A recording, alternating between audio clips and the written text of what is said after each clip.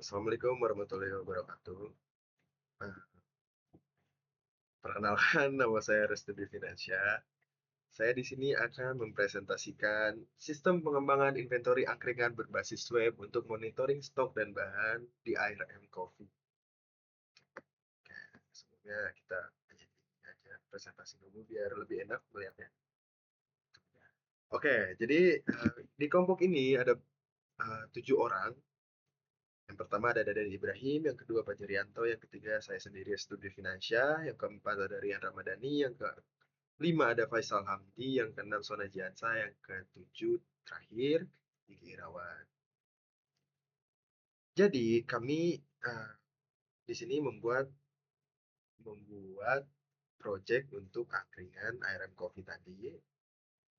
Jadi kenapa kita kepikiran untuk membuat sistem inventory untuk ARM Coffee? Jadi, karena di tempat usaha seperti angkringan seperti ini, sering terjadi masalah dalam pengelolaan stok bahan. Biasanya pencatatannya masih manual, menggunakan buku atau catatan di HP, yang sering bikin data tidak akurat atau bahkan hilang. Hal ini tentunya bisa berdampak ke operasional harian, misalnya bahan habis tanpa diketahui, terus stok berlebih, atau ada kesalahan dalam pencatatan pembelian dan penjualan. Dari situ kita mikir gitu, kenapa nggak kita bikinin aja sistem inventory berbasis web yang bisa membantu monitoring stok dan bahan secara otomatis. Tujuannya ada beberapa poin di sini. Yang pertama jelas mengembangkan sistem inventory yang terpusat dan mudah digunakan. Yang kedua mengurangi kesalahan pencatatan manual. Yang ketiga meningkatkan efisiensi operasional serta akurasi data. Yang terakhir menjadi contoh penerapan manajemen proyek sistem informasi dalam skala kecil. Dalam tahap pertama, proyek ini adalah jelas ada inisiasi proyek. Di sini kami menentukan tujuan, ruang lingkup, dan stakeholder. Siapa saja stakeholdernya? Ada dua di sistem ini. Yang pertama ada owner, yaitu pemilik usaha yang nantinya memantau stok dan laporan atau dia berperan sebagai admin. Yang kedua ada staff. Staff itu pegawai yang menginput data bahan masuk dan bahan keluar sebagai pegawai. Selanjutnya ada project charter juga. Ini jelas kita memberi otorisasi dan arah yang jelas untuk proyek. Jadi proyek charter ini memberikan kita arah yang jelas tentang apa yang ingin dicapai dan siapa yang bertanggung jawab di proyek kali ini. Lalu kita menganalisis kebutuhan sistem yang hasilnya dituangkan dalam dokumen System Requirement Specification atau SRS. Tujuan tahap ini adalah untuk memastikan bahwa sistem yang kami buat benar-benar sesuai dengan kebutuhan pengguna. Kebutuhan sistem kami bagi jadi dua. Yang pertama kebutuhan fungsional dan kebutuhan non-fungsional. Di dalam kebutuhan fungsional ini ada beberapa poin. Pertama, pengelolaan data barang dan stok. Yang kedua, laporan transaksi masuk dan keluar. Yang ketiga, pembuatan laporan otomatis. Yang keempat, notifikasi stok menipis. Yang kelima, permintaan fitur bahan jika stok hampir habis atau request bahan. Yang selanjutnya, kebutuhan non-fungsionalnya. Pertama, sistem ini berbasis web dengan teknologi PHP, dibantu dengan MySQL sebagai database-nya, lalu untuk desainnya kita menggunakan Bootstrap. Kenapa? Karena ini user friendly. Nah, saya akan membuatnya secara user friendly, aman dan responsif. Jadi menurut saya PHP, MySQL dan Bootstrap sudah cukup. Selanjutnya ada Casual Loop Diagram atau CLD. Nah, di CLD ini, diagram ini digunakan untuk menggambarkan hubungan sebab akibat antara berbagai komponen sistem. Jadi di sini ada produksi, stok bahan, request belanja, proses pembelian, pemasukan bahan, dan penggunaan bahan. Nah, ini tuh mereka saling berhubungan karena setiap ada produksi, otomatis ada stok bahan yang digunakan. Nah, jika stok bahan menipis, otomatis nanti kita harus melakukan request belanja. Nah, jika ada request belanja, ada proses pembelian sebelum ada pemasukan bahan. Jika ada pemasukan bahan, otomatis pemasukan bahan itu akan digunakan untuk menjadikan produk sesuatu kan. Jadi, jika ada pemasukan bahan, nanti juga ada penggunaan bahan sebagai produksi seperti itu. Muter-muter saja di situ. Nah, terus di CLD ini kami bisa melihat bagaimana proses login, pengelolaan bahan, dan monitoring stok saling berhubungan. Fungsi utamanya ada login dan hak akses pengguna, Yang kedua, manajemen bahan dan stok. Yang ketiga, monitoring real time. Yang keempat, laporan sebagai nanti laporan otomatis dalam format PDF atau Excel. Selanjutnya ada notifikasi stok minimum.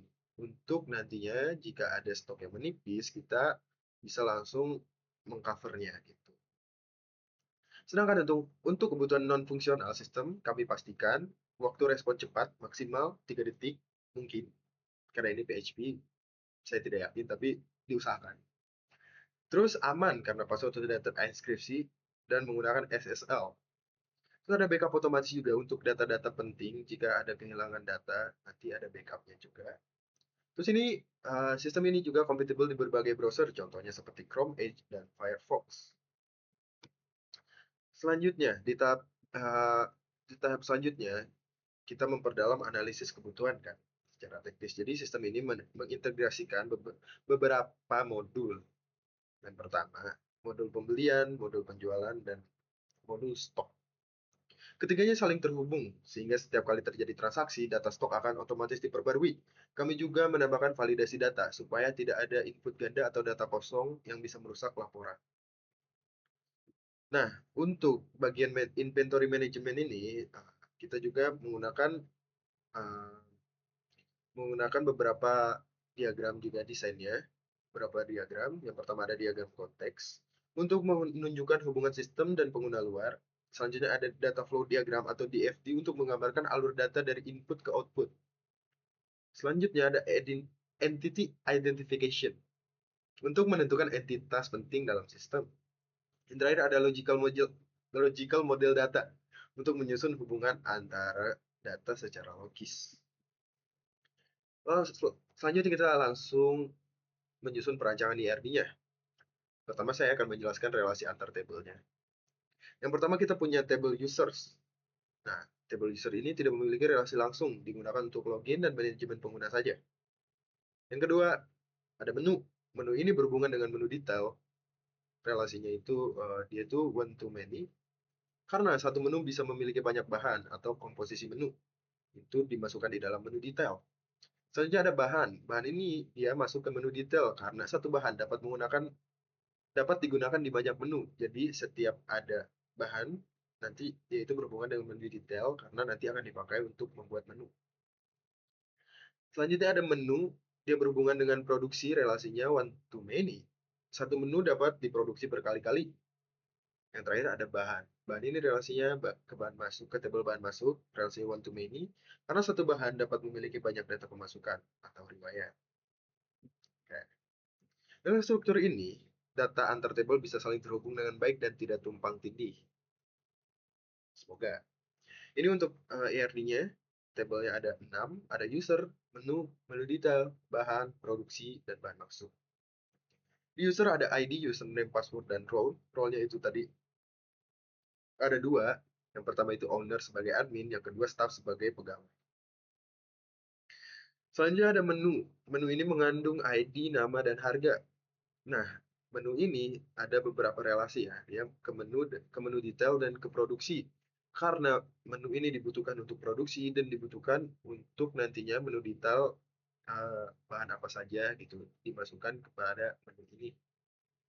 Di menu detail ada memiliki beberapa isi, entitasnya ada ID, menu ID, yang mana menu ID itu dari ID menu tadi. Terus ada bahan ID, yang mana bahan ID ini nanti mengambil dari ID bahan. Terus ada jumlah. Selanjutnya ada bahan. Bahan ini memiliki ID, nama, kode, satuan, low limit, dan stok.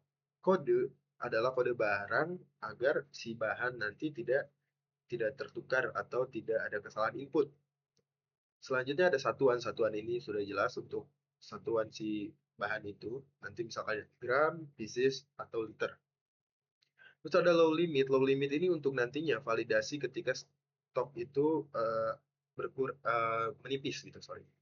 Nantinya low limit ini digunakan untuk acuan berapa minimal bahan yang ada di gudang.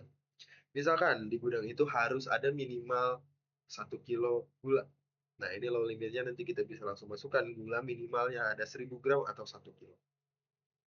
Yang terakhir ada stok untuk melihat si bahan ini tersisa berapa tentu saja. Terus ada bahan masuk. Bahan masuk ini untuk detail nanti untuk riwayatnya juga, untuk riwayat pembelian stok atau pembelian bahan. Di bahan masuk ini ada beberapa entitas. Pertama ada ID, yang kedua bahan ID, yang mana bahan ID itu mengacu kepada ID bahan. Selanjutnya ada jumlah, ada harga, harga satuan, total harga, dan expired. Expired ini nantinya digunakan untuk si stok itu expirednya kapan, agar nanti tidak ada barang yang bahan yang terbuang. Selanjutnya ada produksi. Produksi ini ada beberapa entitas. Pertama ada ID, ada menu ID mengacu kepada ID menu. Terus ada jumlah dan total harga. Sebenarnya ini terlalu banyak jumlah dan total harga di sini. Tapi nanti saya kemarin setelah saya brainstorming dengan teman-teman, memang dibutuhkan ada beberapa total harga, ada satuan seperti itu, jumlahnya juga ada banyak, karena nanti digunakan untuk hal yang berbeda-beda. Gitu. Nanti kita mungkin setelah mungkin nanti 100% nanti bisa lebih jelas lagi, tapi untuk sekarang saya juga belum terlalu bisa menjelaskan karena tidak ada acuannya. Seperti itu. Selanjutnya, untuk implementasi sistemnya, kita tadi saya sudah bilang implementasi sistemnya ada PHP, MySQL, dan Bootstrap ya, dan sedikit JavaScript tentunya untuk si apa untuk si JavaScript untuk interaksinya ya, nanti biar agak lebih ini. Nah, terus tahapan proyek ini kita menggunakan project life cycle, yaitu ada inisiasi, analisis, desain, implementasi, dan evaluasi. Yang pertama inisiasi. Inisiasi adalah penentuan tujuan dan stakeholder, tadi sudah dijelaskan. Terus yang kedua ada analisis. Ini untuk mengidentifikasi kebutuhan pengguna. Yang ketiga ada desain. Desain ini pembuatan rancangan sistem ya, seperti apa nantinya. Yang keempat ada implementasi. Implementasi ini pembuatan sistem. Kita nanti membuatnya pakai apa? Kita membuat pakai PHP dan MySQL. Terus yang selanjutnya ada evaluasi. Evaluasi ini tahap pengujian dan perbaikan. Dalam tahapan ini, dengan tahapan ini, proyek kami bisa berjalan lebih terarah dan setiap proses bisa dievaluasi sebelum lanjut ke tahap selanjutnya. Jadi, jika kita belum melewati salah satu tahap, nantinya kita akan mengulang di tahap itu sebelum nantinya kita lanjutkan ke tahap-tahap yang lain, karena kita tidak mau kerja mengulang-ulang, tapi karena kita juga menggunakan sebenarnya metodenya agile, tapi itu nanti kita bisa langsung uh, sprint saja dalam 2 minggu sekali langsung ke evaluasi seperti itu. Terus kita juga menggunakan dokumen proyek seperti SRS, CLD, dan ERD untuk memperkuat struktur sistem. Nah, sistem ini juga diharapkan mampu meningkatkan efisiensi pengolahan stok di Fun Coffee ARM. Itu nama angkringan kita. Nah, setelah sistem diuji coba di ARM nantinya, jika hasilnya cukup memuaskan, nanti mungkin kita ada beberapa tambahan lagi. Tapi ini evaluasi pertama sih ketika kita coba hasilnya cukup memuaskan menurut saya. Sistem ini mampu menampilkan data dan stok secara akurat. Terus kami juga melakukan beberapa kali simulasi untuk memastikan sistem tetap stabil digunakan banyak pengguna secara bersamaan. Sebenarnya kita ada 2 role, nanti kita kan langsung kita request, kirim, request, kirim, request, kirim. Tapi sejauh ini belum ada hambatan, jadi masih oke lah. Semoga kedepannya juga lebih baik lagi. Tapi emang agak lama setiap ada request, setiap login, setiap ada ada request dari si website itu, karena website ini kan menggunakan PHP, jadi emang tidak secepat menggunakan uh, seperti kode program seperti apa namanya JavaScript. Nah, mungkin saya akan memberi sedikit ini ya, sedikit contoh untuk seperti apa web kami nantinya. Ini sebenarnya belum terlalu selesai, ini baru sekitar 40-50%, tapi untuk si stok atau bahannya sudah saya pikirkan logikanya, logiknya sudah dapat, tapi nanti mungkin ada penambahan sedikit atau ada ya mungkin ada penambahan dari Bapak juga, nanti ada saran atau apa gitu, saran kritiknya. Untuk sementara seperti ini. Ini ada dua role tadi saya sudah jelaskan, ada owner dan staff. Kita misalkan contoh login sebagai owner kan. Kenapa? Karena saya akan sedikit menjelaskan si flow-nya juga. Ya nantinya bisa agak sedikit membayangkan gitu. Nah, di sini Kita itu di dashboard utamanya ada dashboard penjualan, grafik penjualan mingguan. Grafik penjualan mingguan ini mengacu kepada statistik penjualan 1 minggu terakhir. Nah, karena kita membutuhkan datanya itu data yang cepat dan tepat, jadi kita pikir mungkin 1 minggu saya sudah cukup untuk merangkum, ke minggu depannya lagi gitu. Nanti kan data minggu ini dipakai untuk data minggu depan dan selanjutnya seterusnya seperti itu. Sedangkan data ini kita mengambilnya dari mana? Dari tabel produksi, karena setiap ada produksi, otomatis produksi adalah barang yang dijual. Nah, mungkin nanti agak rancu ya, agak sedikit rancu karena produksi ini kan sebenarnya kalau angkringan itu ada yang dibuat di tempat, ada juga yang sudah dipersiapkan sebelum kita menjualnya. Seperti contohnya ada minuman-minuman, kopi, karena ini kan biasanya kopi, banyak kopi di sini. Jadi misalkan ada salah satu kopi itu dibuat di tempat secara langsung. Jadi ketika ada produksi nanti kita direkap dulu manual, nanti baru dimasukin ke dalam tabel produksi itu. Nah, itu bisa menjadi acuan sebagai si data ini kan. Tapi jika ada produk-produk yang harus dibuat sebelumnya terlebih dahulu, seperti contohnya ada makanan seperti dimsum, dimsum itu tidak bisa disiapkan secara langsung di tempat. Kita harus menyiapkannya terlebih dahulu. Mungkin nanti eh, sistemnya produksi itu nanti dipisah mungkin atau nanti si riwayat penjualan itu nanti mengambil dari data produksi juga bisa kayak gitu. Nanti mungkin ke depannya nanti bisa dipikirkan lagi, tapi untuk sementara saya kepikirannya mengambil data ini dari si tabel produksi tersebut. Selanjutnya ada table user. Table user ini sudah jelas untuk memantau user, siapa saja yang bisa mengakses web ini dan apa role-nya. Di sini nanti mungkin ke depannya kita bisa menambahkan staff ya sebagai si owner. Karena owner ini berperan sebagai admin di sistem kita, staff ini sebagai pegawai saja, pegawai biasa. Nanti mungkin ada penambahan staff, si owner bisa menambah seperti itu. Selanjutnya ada belanja, ini fitur utama kita menurut saya karena kita membuat penambahan stok secara otomatis dengan cara ada request belanja dari si owner. Jadi nanti alurnya itu sebelum kita bisa merequest belanja sebagai owner, nanti ada bahan yang dimasukkan terlebih dahulu kan. Nah, ini contohnya saya sudah membuat beberapa contoh. Misalkan ini ada jahe. Jahe ini stoknya ada 4.000 di database. Otomatis di gudang juga seharusnya ada sebanyak ini. Tapi kita bisa lihat dulu terlebih dahulu di sini.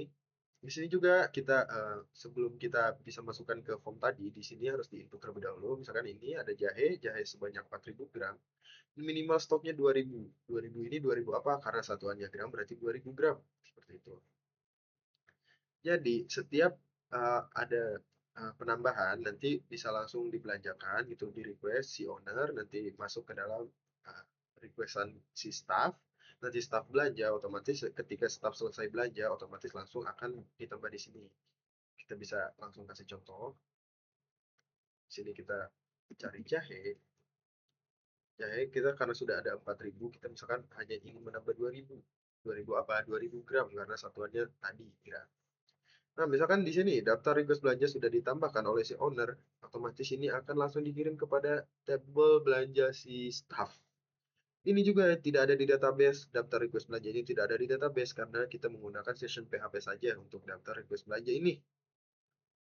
Menurut saya tidak terlalu dibutuhkan di database karena si daftar request belanja hanya untuk sementara saja. Seperti itu. Bisa kita langsung contohkan di staff, kita bisa langsung login sebagai staff. Sebentar.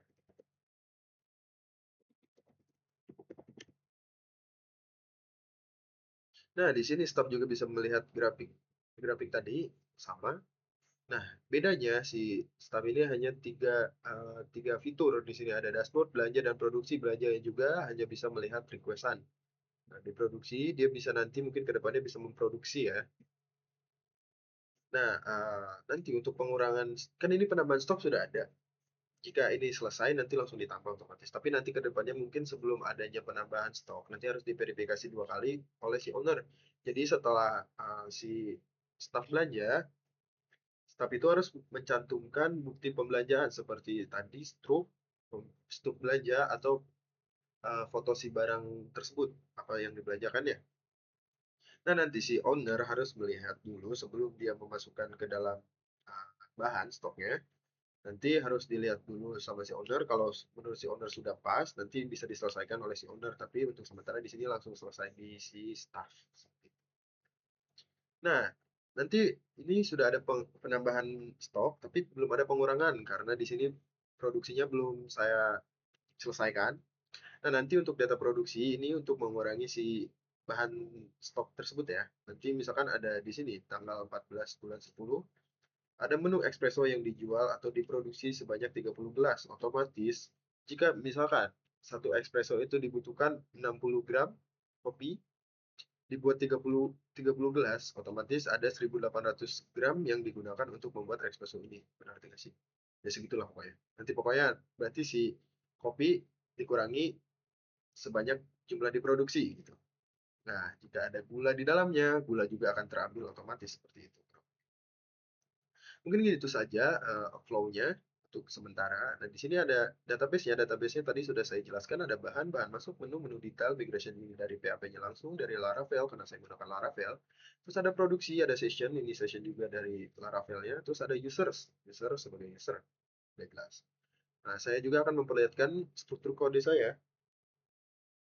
Struktur kode saya di sini menggunakan Laravel 12, jadi struktur kodenya seperti ini. Di sini saya menggunakan CSS-nya Bootstrap. Jadi kita menggunakan full bootstrap. Di sini saya menggunakan template nice admin. Nah, di sini juga kita sudah membuat beberapa middleware di sini untuk si owner tadi. Misalkan kalau di owner kan ada semua nih. Ada user, bahan, menu, page menu, tambah bahan, hapus bahan segala macam. Tapi di si siapa? Di si staff tidak ada. Jadi di sini kita menggunakan langsung middleware biar tidak pusing. Nah, terus ini saya menggunakan root post untuk logout karena kenapa? Karena menurut saya, jadi setiap kan kalau logout ya, kalau get itu kita mengambil data, mengambil requestnya ngambil. Nah, kalau nantinya kita di sini slash logout, kalau get itu nanti langsung ke logout. Sedangkan kalau pakai post itu, jadi dia mengirim bukan menerima. Nah, terus gini juga saya menggunakan ya get kalau slash logout langsung ada kode error. Nah, mungkin kurang lebih seperti itu presentasi dari saya. Kurang lebihnya mohon dimaafkan, tapi nanti ke depannya saya berharap ada penambahan yang banyak di project ini biar nantinya lebih perfect lagi. Mungkin nanti saya memikirkan apa-apa yang kurangnya saya juga. Nah, untuk sementara hanya segitu saja. Mungkin cukup. Assalamualaikum warahmatullahi wabarakatuh.